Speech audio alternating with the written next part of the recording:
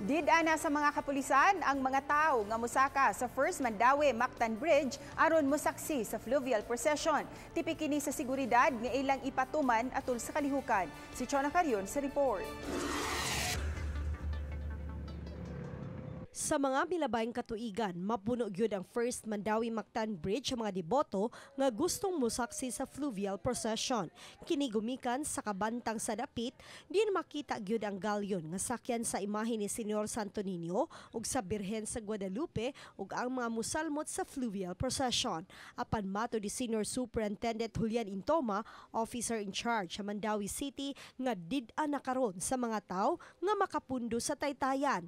Sa tiilan pa lang sa taytayan sa habig sa Mandaue, ilang buyagon ang gustong musaka sa bridge. Susama usab sa buhaton sa habig sa Lapu-Lapu nga adunay bubantay aron way makasaka nga tawo. Gidugang ni Intoma nga tipik kini sa ilang gipatumang seguridad batok sa kalihukan.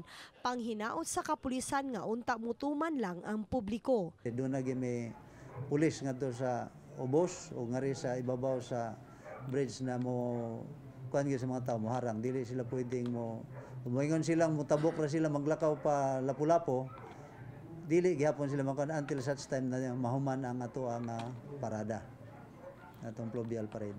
Uban ni Godfrey Rilien, Chona Carion, Balitang Bisdak.